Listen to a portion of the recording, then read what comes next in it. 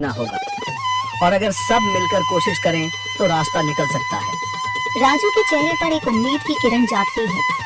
हाँ बाबा जी, अगर सब मिलकर काम करें तो हम पानी ढूंढ सकते हैं। हमने पहले कभी यह कोशिश ही नहीं की। लेकिन इतनी कठिन जमीन में नया कुआं खोदना आसान नहीं। मुश्किल जरूर है, नामुमकिन नहीं। अगर हम मिलकर काम करें तो ये हो सकता है। राजू खड़ा हो जाता है, उसकी आंखों में एक नई रोशनी है। तो फिर हम कल से काम शुरू करेंगे।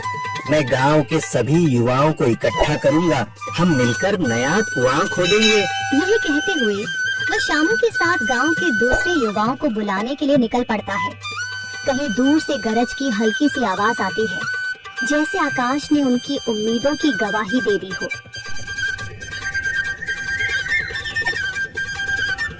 अगली सुबह राजू और शामू गांव के युवाओं को इकट्ठा करने निकल पड़े। चौधरी महेश की हवेली के सामने एक भीड़ जमा है। बाबा जी, संदरी, गांव के कुछ बुजुर्ग और किसान सभी मौजूद हैं। हम हाथ पर हाथ रखकर नहीं बैठ सकते। अगर अल्लाह ने हमें हिम्मत दी है तो हमें खुद पानी के लिए मेहनत करनी होगी। हम एक नया कुआं खोदेंगे।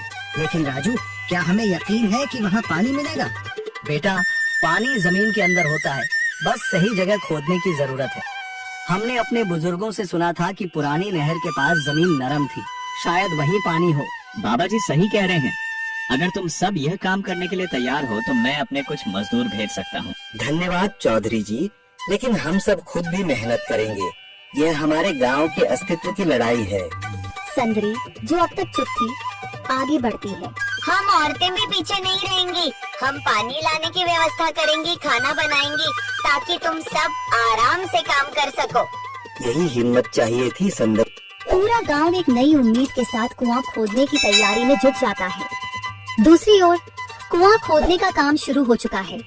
राजू, शामू और दूसरे युवा बेलचे चलाने लगते हैं। मिट्टी बाहर निकाली जाने लगती है। तेज गर्मी के बावजूद सब पूरी हिम्मत के साथ जुटे हुए हैं। दोपहर की तेज धूप जमीन आग की तरह तप रही है। गांव के लोग लगातार कुआं खोदने में जुटे हैं। हाथ छिलने लगे हैं, माथे से पसीना बह रहा है, मगर किसी ने हार नहीं मानी। महिलाएं पानी और सत्तू लेकर आती हैं, ताकि पुरुषों को कुछ राहत मिले।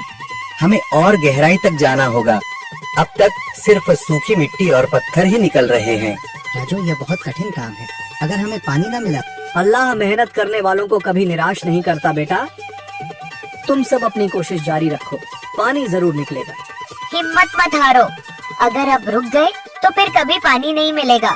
सभी फिर से जोश में आकर काम में जुट जाते हैं, मगर सूरज की तपिश बढ़ती जा रही है और कई लोगों की सांसें तेज चलने लगती हैं। तभी एक तरफ से रामलाल और उसके आदमी हंसते हुए आते हैं। अरे भाई, तुम्हें लगता है कि जमीन तुम पर रहम करेगी? हाँ हाँ, ना समझ लोग, ये सब बेकार की मेहनत है। रामलाल, हमारा हौसला मत तोड़ो। अगर तुम मदद नहीं कर सकते तो कम से कम मजाक भी मत उड़ाओ। मदद? हाँ, मैं अपने कुएं का पानी बेच सकता हूँ, मगर मुफ्त में नहीं दूंगा।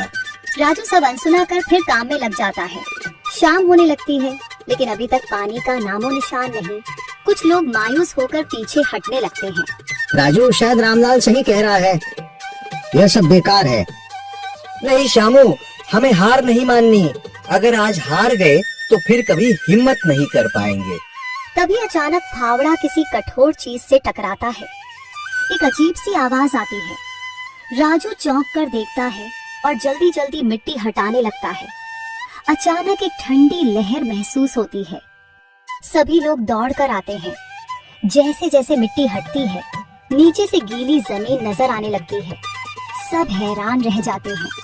सुभान अल्लाह, मैंने कहा था ना, अल्लाह हमारी मेहनत को जाया नहीं करेगा। राजू और बाकी सभी जोर लगाते हैं। कुछ ही पलों बाद अचानक मिट्टी के नीचे से पानी की एक छोटी सी धारा फूट पड़ती है।